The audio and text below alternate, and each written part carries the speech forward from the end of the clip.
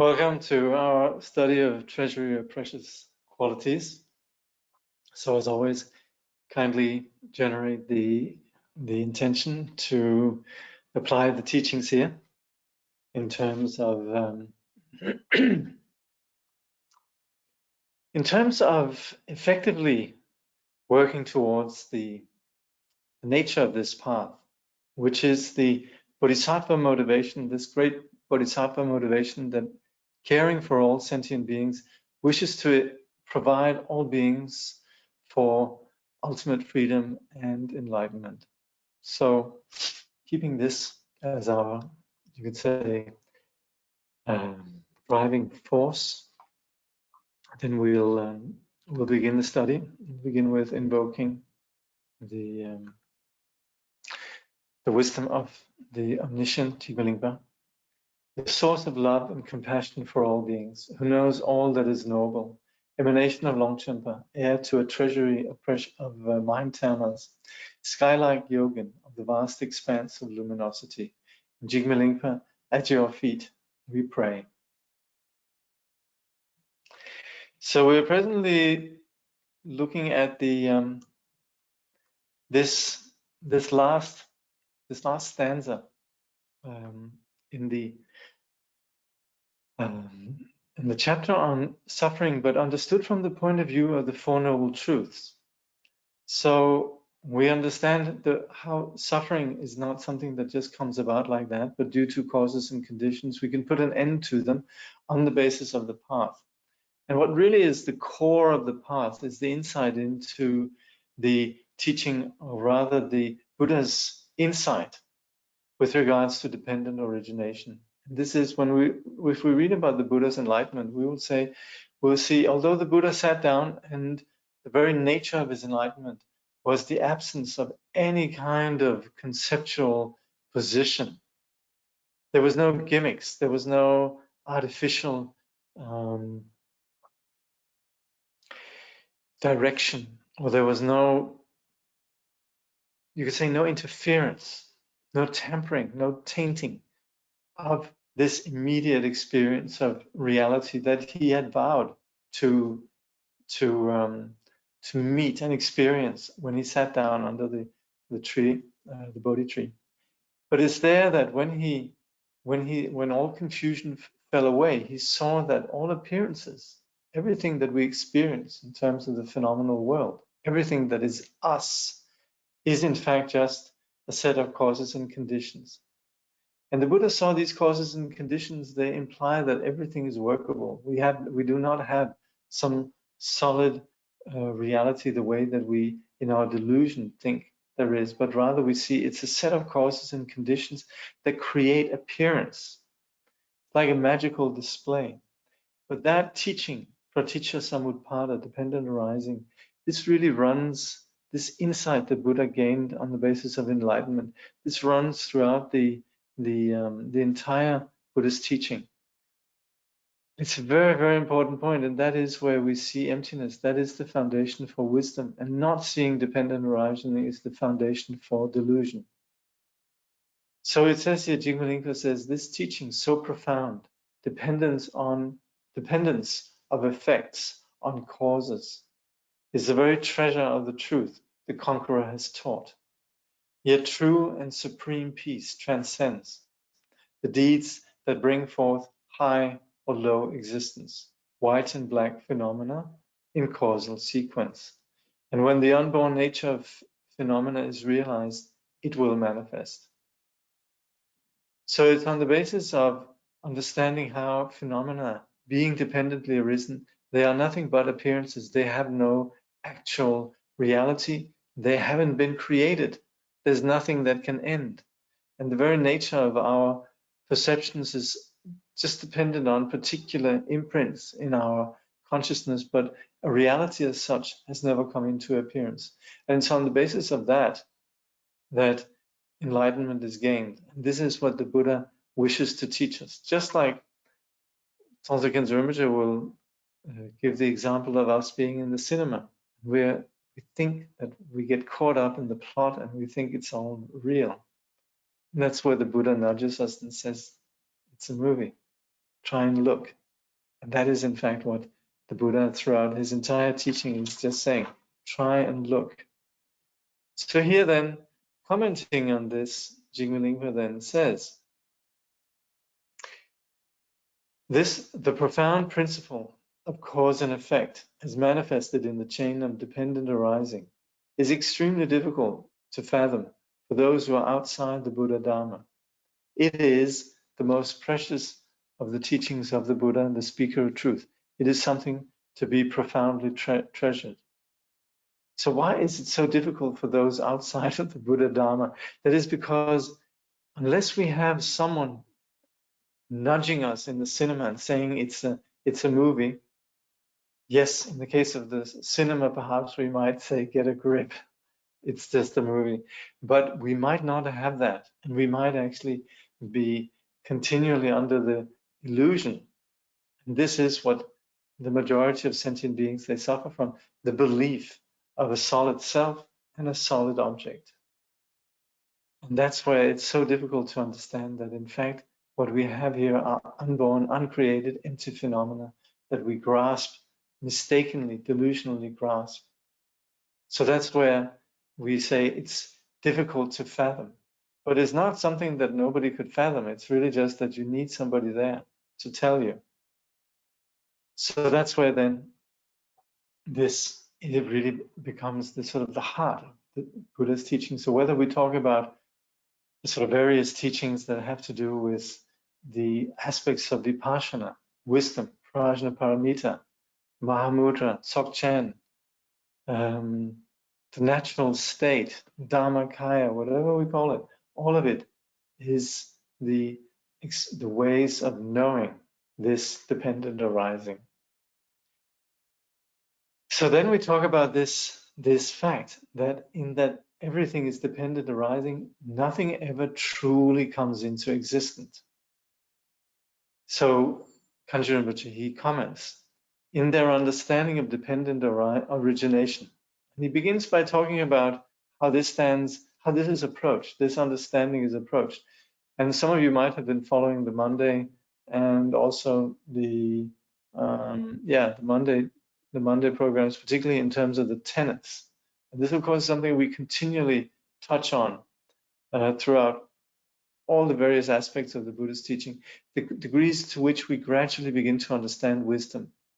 And of course, what we call the Hinayana, they understand this dependent origination, but they understand it to really just mean that things, they don't exist solid the way that they appear, but they're made up of subtle parts. Basically, the atom theory. And you could say the essential view that we have from the standard model of physics, that there is something there externally, and also in terms of the subject, that there's also a subject that carries throughout time. Even though there are moments of singular time, there is this continuity of some particular moments or some reality to our subjective experience. So that's what we call the Hinayana. That's the Shravakas and Pratyeka Buddhas. And by the way, I was talking with a friend about a friend this yesterday, who was telling me in some quarters, you mustn't use the word Hinayana. Well, the Hinayana is only a problem if you begin to point fingers and say, oh yeah, that tradition is Hinayana. Then it's a big problem. I don't think any tradition would like to be called Hinayana. And so what we mean with Hinayana is entirely a Mahayana term for the tenets of the Vibhashika and the Suchantika, the Shravakas and Pratyeka Buddhas. But that's entirely from what we call a doxographical, sort of a doctrinal point of view that is particular to the Mahayana. So even though in Tibetan practice, there is a little bit of saying, those traditions, they subscribe to that, and these don't. That we could say, maybe we could take the liberty as inhabitants of the modern Buddhist perspective in saying, well, we don't really know. And also, it probably doesn't go down too well to refer to some traditions as Hinayana. So that's why we shouldn't also think, oh, I'm being politically correct if I begin to refer to Hinayana, and then we refer to some other tradition. So we instead of saying Hinayana, then we all of a sudden we're saying some other tradition. It's not about traditions. It's about you could say steps in the systems of the various tenets systems that we have in the Indo-Tibetan Mahayana tradition. So anyway, within, you could say, the lower steps, you could say, the foundational vehicles of Mahayana, when there we talk about the Shravakas and Pratyeka Buddhas, and we talk about them as if they are, you could say, actual practitioners. And who knows, maybe way back in the day in India, yes, there might have been something like that, but it's been a long time. So here it really more exists in terms of some doctrinal terms. So anyway, in their understanding of dependent origination, the Shravakas and Pratyeka Buddhas do indeed resemble the practitioners of the Mahayana in their grasp of no self. So they understand no self to some degree. But for the former, Shravakas and Pratyeka Buddhas, this is restricted to an understanding of the no self of persons. So we understand that no self is something that exists in terms of just the imputation of self on the basis of the various singular moments of consciousness. The Shravakas and Pratyeka Buddhas know that the cause of existence is action performed by the belief that the collection of perishable aggregates constitutes a self. So they, from this perspective, the Shravaka and Pratyeka Buddha, there is the insight that the whole of samsara comes from acting from a sense of self. And they understand that that self is what we call a transitory collection, a collection of perishable aggregates. And this, by the way, is what Kangyur Rinpoche did the other day when he gave a talk on loneliness. Then to get to the bottom of loneliness, Rinpoche very wisely went straight for the jugular, straight from where the sense of loneliness originates, which is the very duality of self and other, and the very construction and clinging on to the sense of me. And that's why in the talk of loneliness, he began by simply deconstructing and exposing the flaw of belief in a me on the basis of the analysis that we call the transitory collection, or here the collection of perishable aggregates. That the aggregates should be that the self is in the aggregates, or the aggregates is in a self, that one supports the other, and so forth. Simply just clearly a delusion if we analyze. So that's where this insight, that's all across the board in the Buddhist traditions or in the various levels of insight. And so on the basis of actions performed on the basis of a self, then Kangyur Rinpoche says such actions give rise to the higher or lower states of samsara together with their joys and sufferings. So when we wander in samsara, it's on the basis of these actions perpetuated on the belief in me. White or wholesome actions tending to liberation, regarded from the view of cause and effect, refer to the truths of path and cessation. In the same way, from the point of view of cause and effect, black or negative actions arising due to the afflictive emotions refer to the truths of origin and suffering. So that's where in what we call relative truth, then these, you could say, what takes us out of samsara and what takes us into samsara exists on the basis of cause and effect. And that, of course, also is based on the insight into dependent origination. So this is where dependent origination applies to the conventional understanding that still solidifies reality to some extent. So that's why the Four Noble Truths, universal all across the various Buddhist traditions. But we're going to go a bit further. We're going to go into the Mahayana insight, into then what dependent origination actually implies. Because dependent origination means that everything exists as a web of simply just causes and conditions, that phenomena are conditional, and as such they don't possess the reality that we attribute to them. They don't exist as something solid the way we think things exist solidly.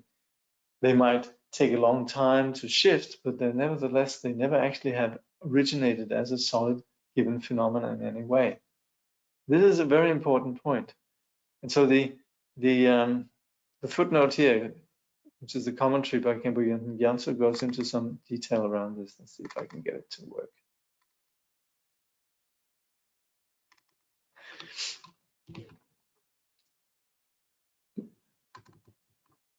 This little temporary footnote thing works up to a certain point, but then for some reason, then it misses the rest. So that's why I have them trying to get to. Okay, got it. Okay.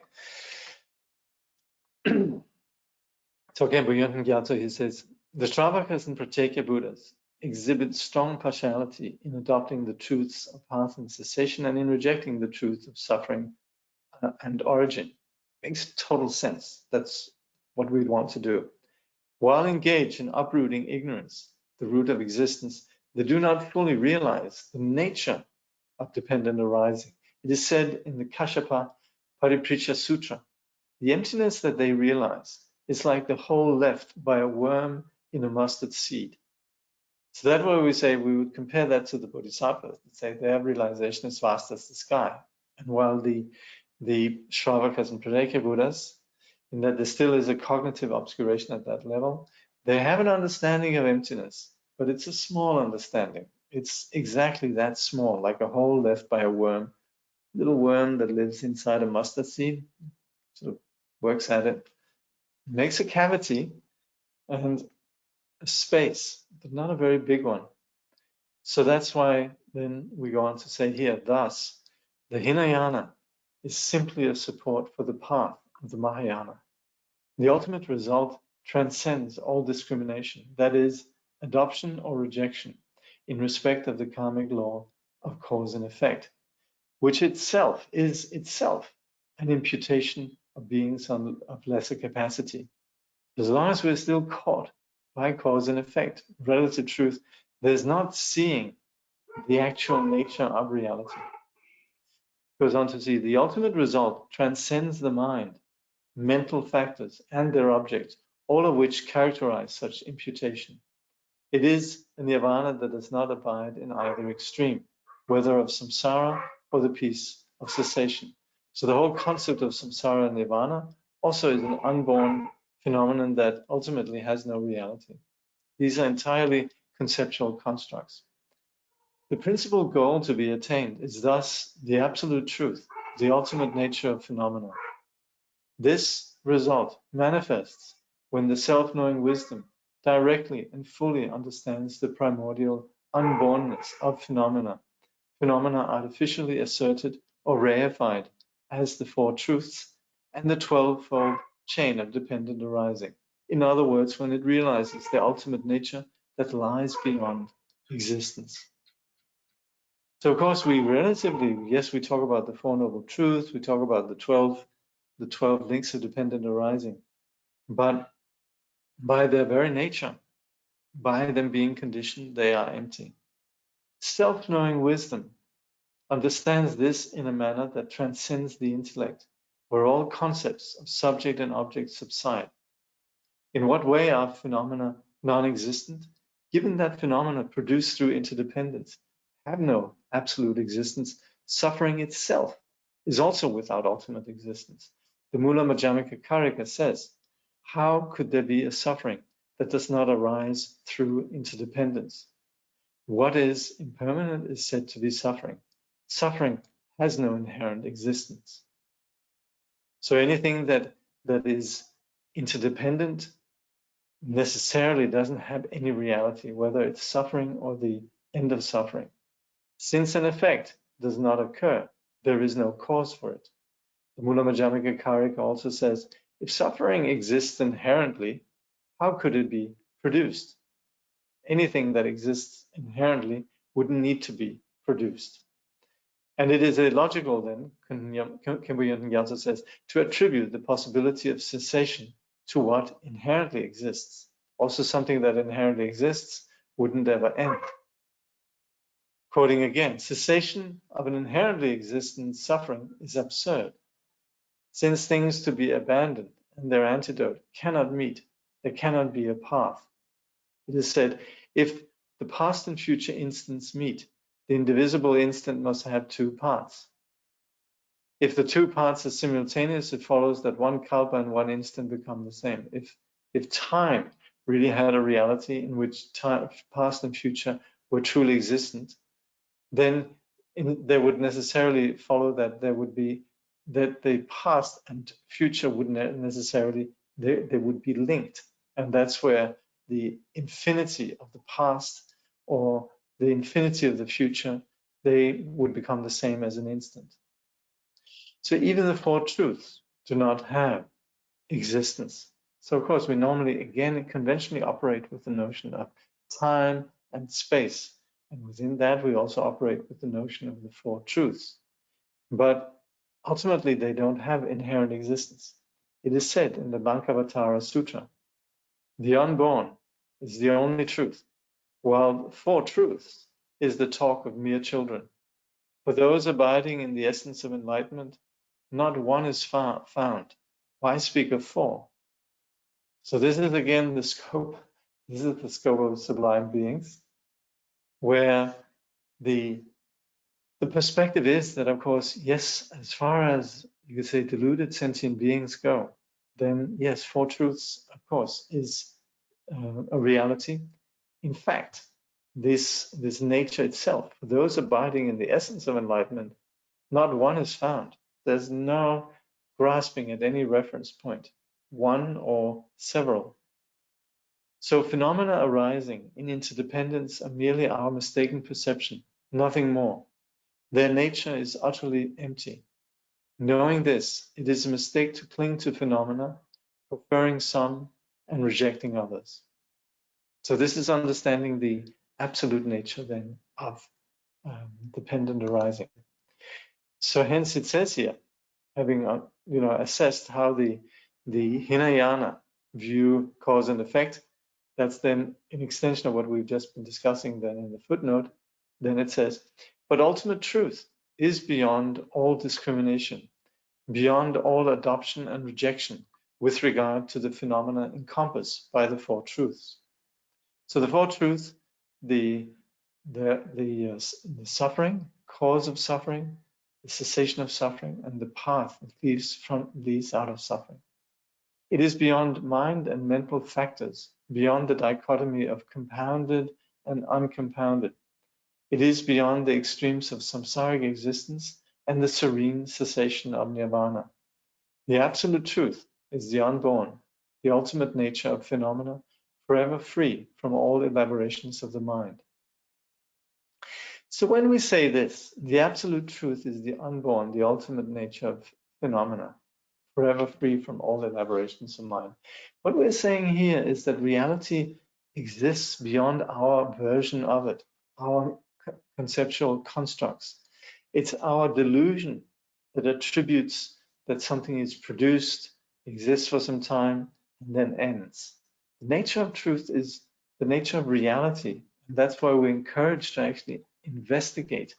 We cannot find anything that has any true production, any true existence. And that's what we need to ascertain. We initially ascertain that on the basis of logical thought. But ultimately, this logical thought is not liberation.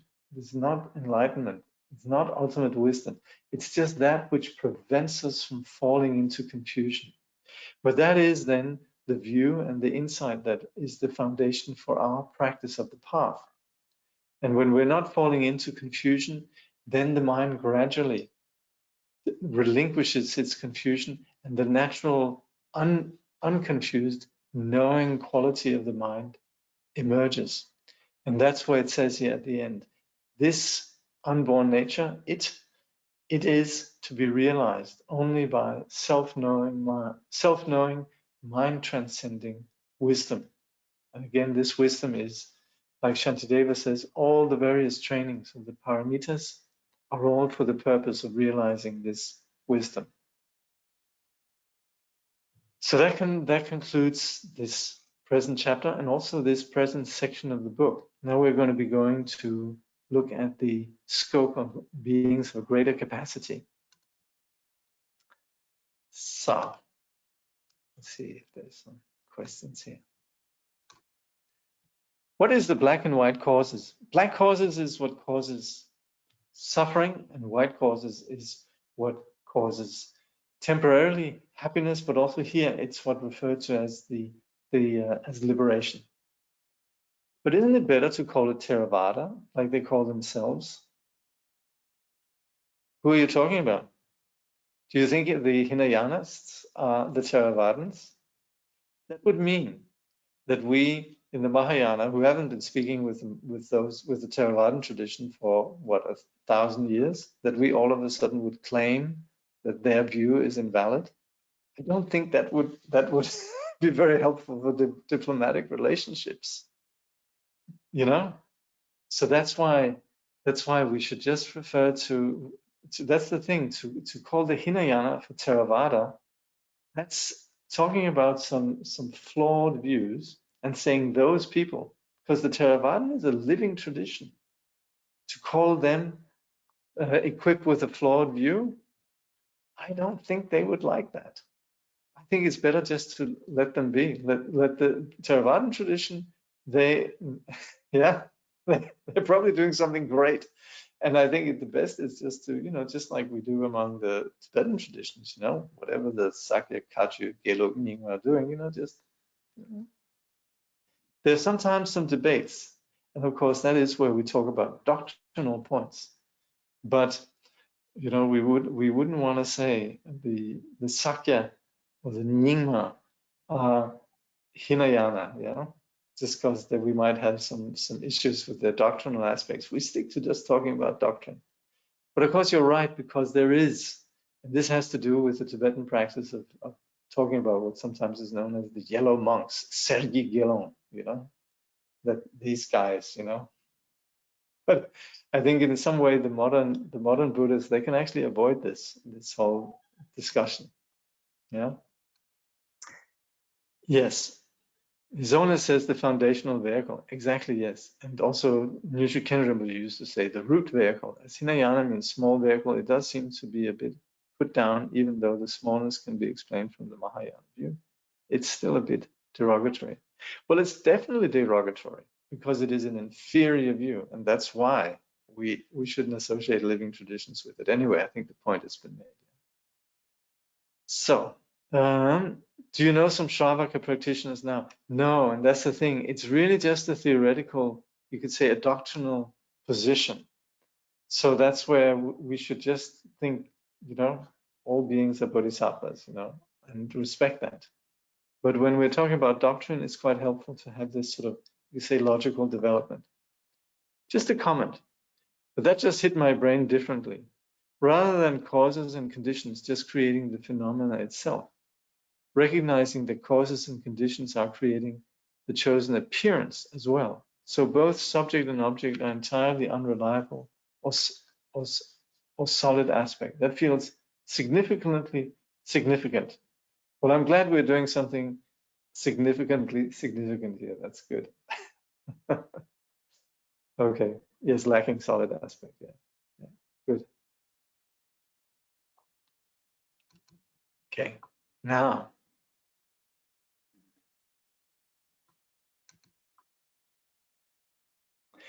the extraordinary path of beings of great scope. So now we're entering into meditation on the twofold bodhicitta. And in doing so, we then come to chapter 5, where we have the preparation, the four wheels, the prerequisites for the practice. So that's where we'll look at the root text, where it says, to live in favorable, conducive places, to follow holy beings and imbibe their qualities, to have good aspiration, and desire to be protected by one's merit. Such are the four great wheels, as Nagarjuna taught.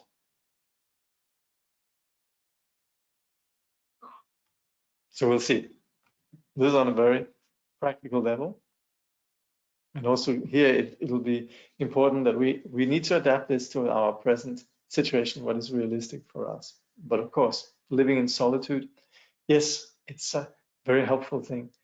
But at the same time, if we can't do that, then we establish boundaries within our own context in a friendly way, by the way. We shouldn't start, you know, getting rigid about it, our boundaries, but we should just be firm, kind and firm in terms of establishing certain boundaries. Yeah. So, and of course, if you can, every once in a while, go to some solitude. That's also great.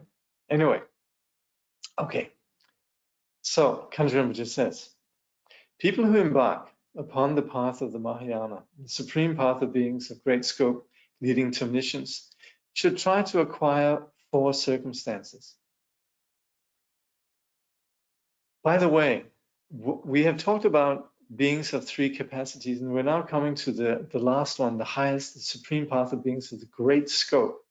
So what we were referring to there in terms of, we had 3 classifications.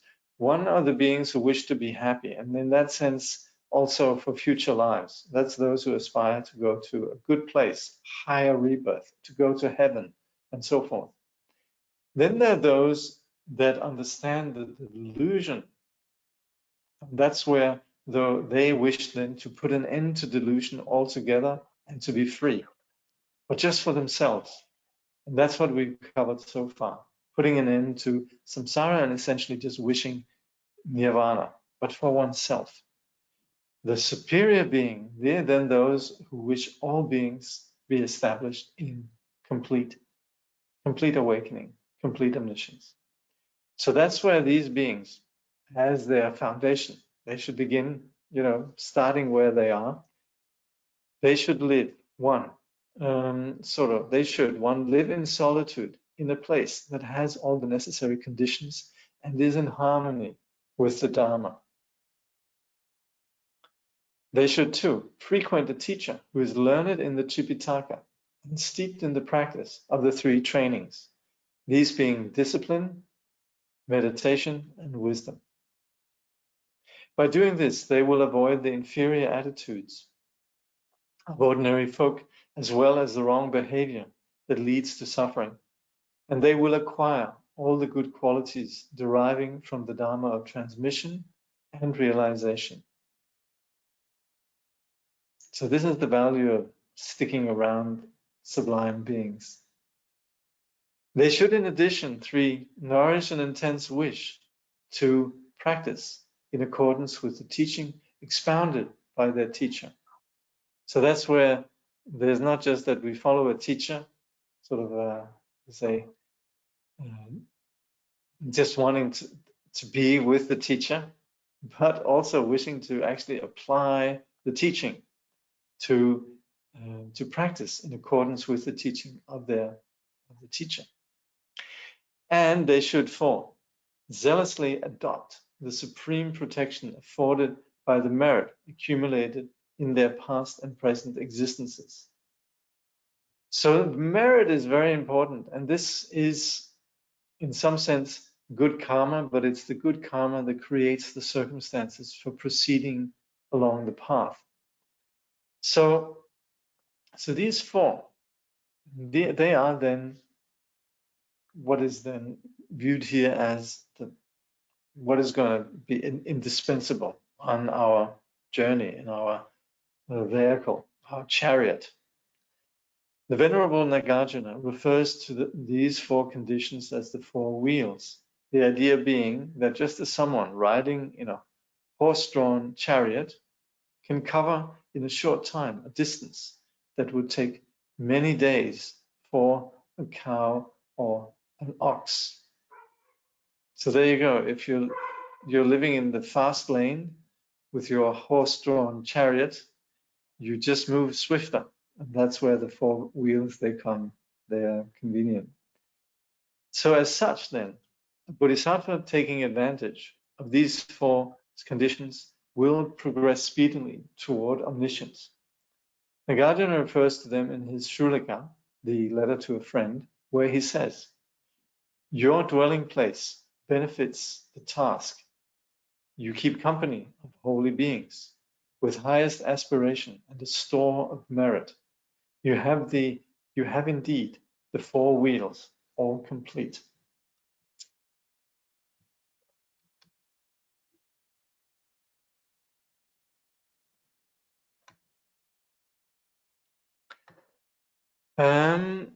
With the scope to eliminate this wrong view, what would be the characteristics of a truly existent phenomena? That would be something that never changes.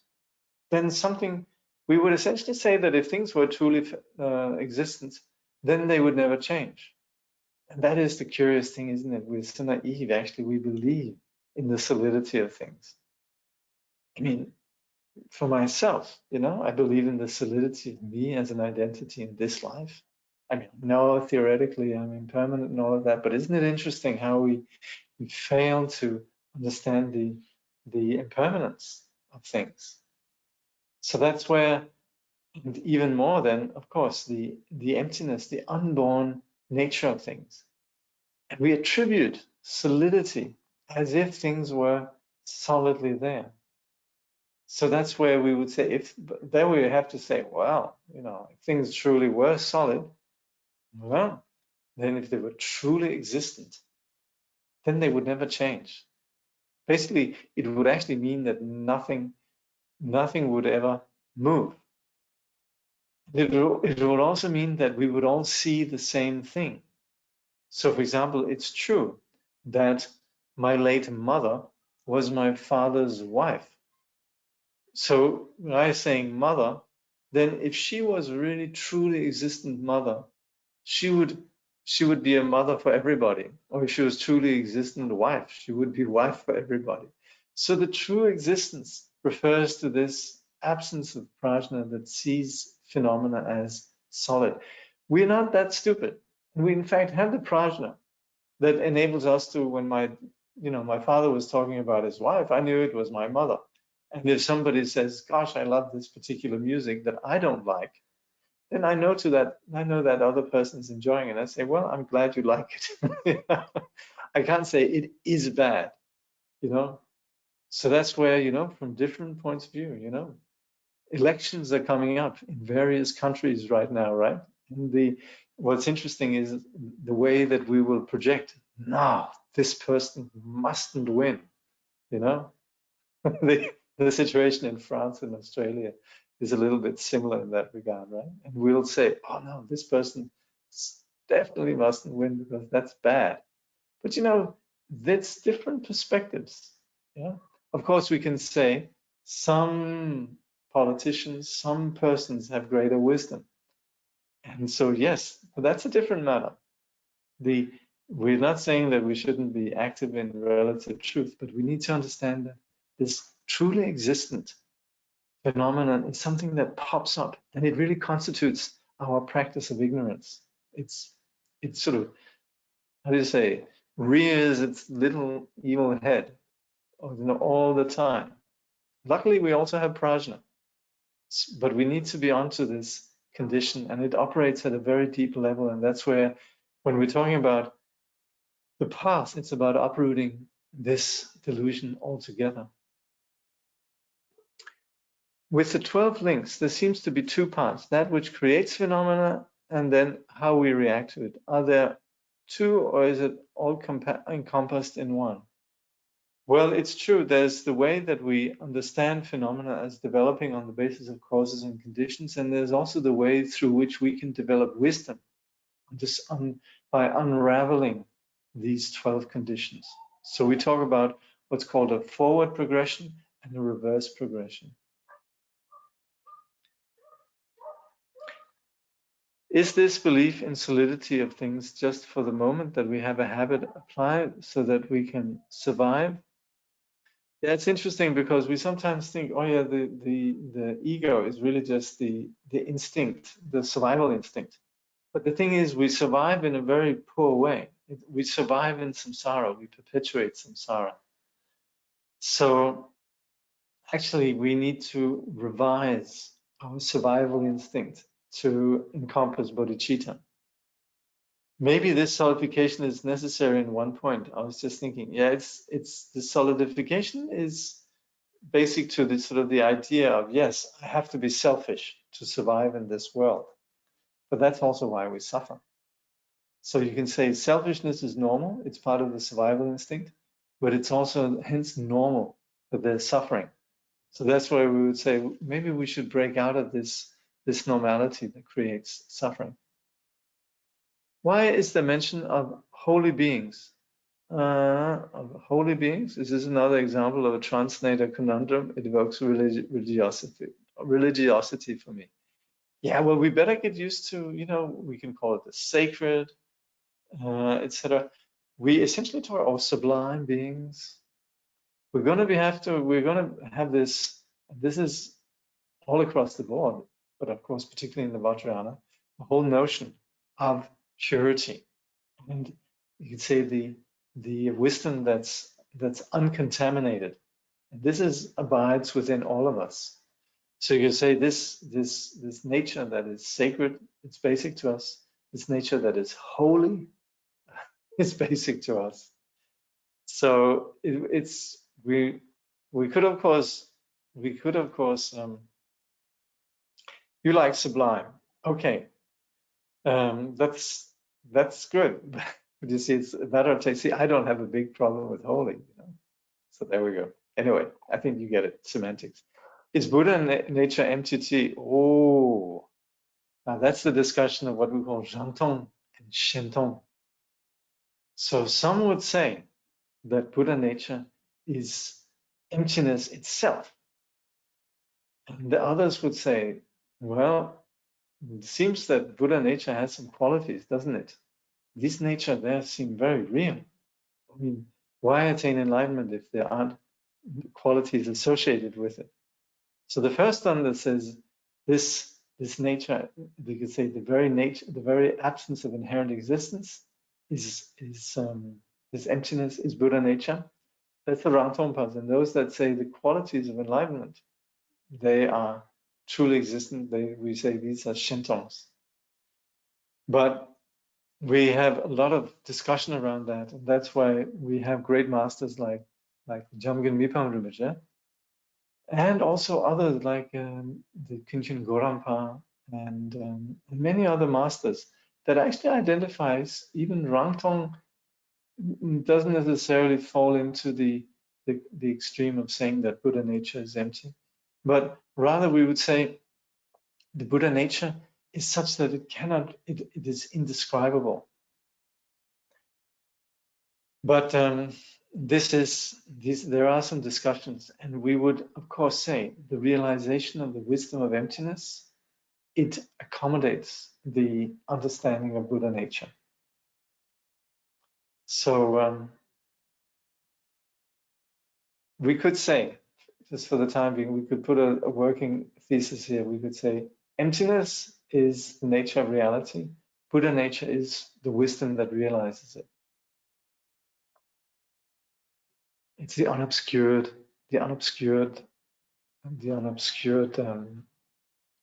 ultimate essence of our being. But yes, is Buddha nature empty?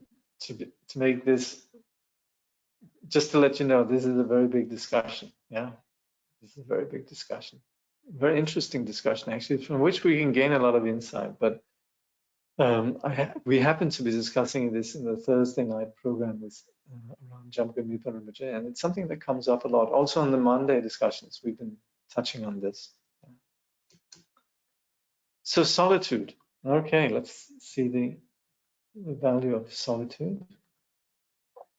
Dwelling in the midst of crowds is like consuming poisoned food. From such wild and agitating circumstances, turn away, and all alone in solitude aspire to peace. Unattached to gain, like wind or bird, in lonely places like the creatures of the wild, you will not be disturbed by rash and shallow conduct. Staying in one place will lead to keeping in with others. Your strength to bear with jealousy will wear away.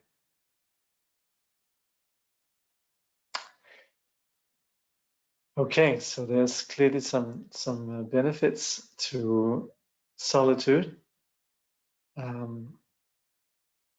So even like I said before, even if we can't manage to stay in solitude, to just have places that provide peace, even within our ordinary life, just to have maybe time slots where we could have peace. Very, very helpful. So Kangyur Rinpoche, he comments, living in the midst of many people, in a town, for instance, or even living in solitude, if you continue to behave negatively and neglect your studies, is the source of many defects. And this is, by the way, a theme that's also very common, is that you could have persons that are staying in retreat, but they can be very busy.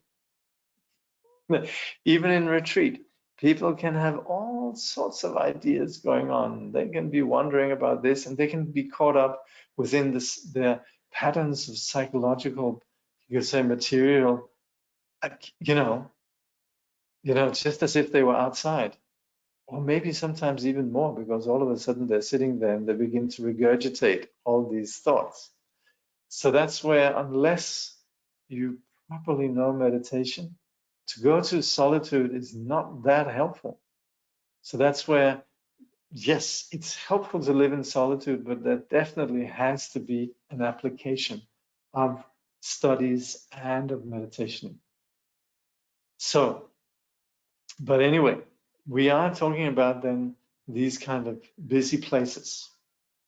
Such a habitat is like poisonous food, because although you may be happy in the immediate term, your happiness will turn sour. You will caught up in the likes and dislikes of people. You'll get involved in disputes and things like agriculture and trade, entertainment, wealth and reputation, crowds and distractions. You will accumulate possessions, which you will then want to look after and increase. You will receive gifts from people who look up to you and offerings for ceremonies to be done for the dead. So this happens, of course, a lot for monastics, that they receive a lot of offerings. And this is what these kind of donations given in faith, we would say these are quite problematic if we're not genuinely worthy of that respect. So Kangyur Rinpoche says, you must shun such a ruinous environment, and in solitude yearn for the path of serenity that leads beyond suffering. You should be rather like the wind, without a care for wealth and reputation, like a bird that lays no claim to land and livelihood, and like the animals that live wild upon the lonely hills. To be able to live in such perfect solitude, untroubled by reckless distractions and irreligious behavior, is fortunate indeed, and you have every reason to rejoice in it sincerely. So this is where, in the modern world, to be like an animal is sort of viewed as primitive and undesirable. But for the sages, for whom their, say, worth and the purpose of their existence has nothing to do with the accumulation of things or reputation and so forth, to be like an animal is actually seen as being sort of desirable, and to be free from any kind of demands and the ability. And we have, to this day, we have persons that literally can live like that, live without any kind of roof or anything like that. Like we saw in the past, of course, many famous sages, but still to this day, there are still persons that can live in that, from the forest traditions in Burma to yogis in the Himalayas. So that's where we aspire to such a sacred lifestyle, such a religious and holy behavior. So we're really just talking about the beauty of the simplicity of this kind of serene lifestyle.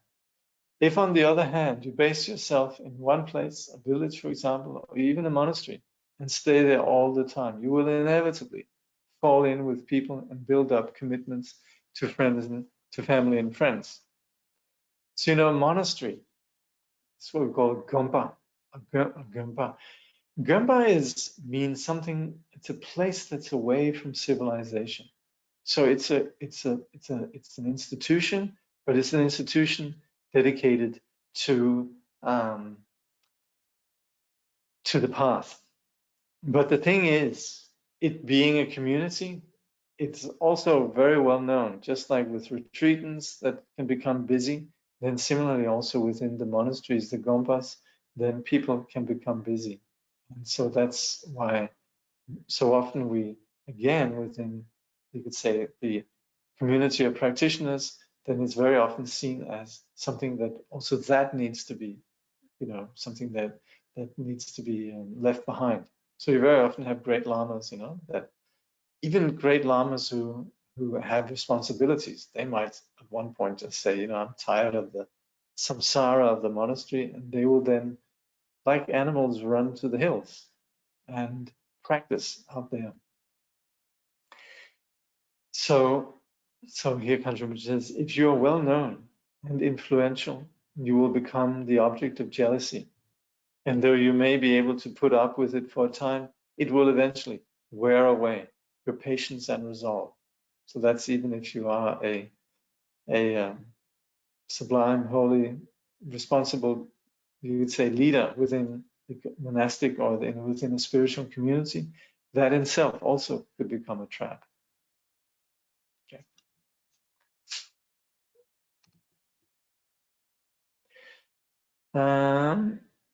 Is it okay if yearning for the path of serenity is accompanied by an aversion to living in the midst of many people? Yeah, that's actually encouraged here.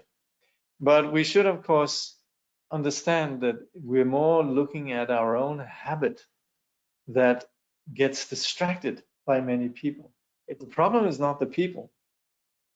So as we practice the path, we begin to have more and more love and respect and care for other people.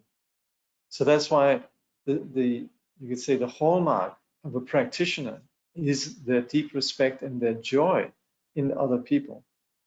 So the going to the hills and seeking solitude very much comes from just a humble recognition that presently we are a bit distracted, we're a bit childish, we're a bit new and or immature on the path. And so that's why we yearn for serenity. But it never comes from an aversion towards others. It just comes from a humble recognition of what's needed for our own development. So is this solitude thing appropriate in our modern context? Well, that's what I was talking about to begin with, sort of to just preempt this whole discussion. Yeah, are we not more living as householders than ascetics? Well, exactly. That's right. Yes. So that's why we need to be able to incorporate what's being said here within our particular condition, and that's where we should then, as householders, find places in which we could set some boundaries and we could set some conditions that qualify as some solitude. And of course, this could be from just having a time when we meditate to maybe having a place where we practice in peace, or having times where we maybe do retreats for longer or shorter time. Can solitude include the idea often changing where one abides, i.e. moving around or traveling so much that roots and habits never really set in? Yeah, that's good, as long as it's not wanderlust. Sure. And I mean, we see the sages of the past very often just moving from one place to the other without any ties of any kind. Yeah. So if we have that capacity to be without any ties and so forth, then yes, we have the example of Kangyur Rinpoche, who for some years actually lived like that, just moving about without any particular goal, and really just practicing wherever he ended up.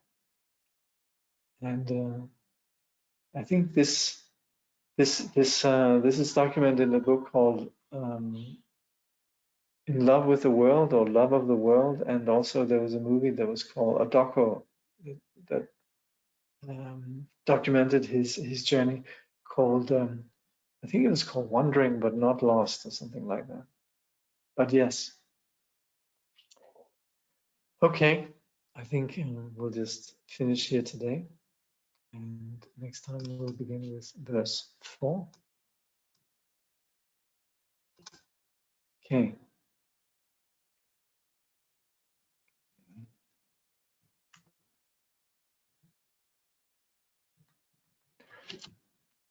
For all our births, wherever we may be born, may we be endowed with the 7 good qualities of the higher realms.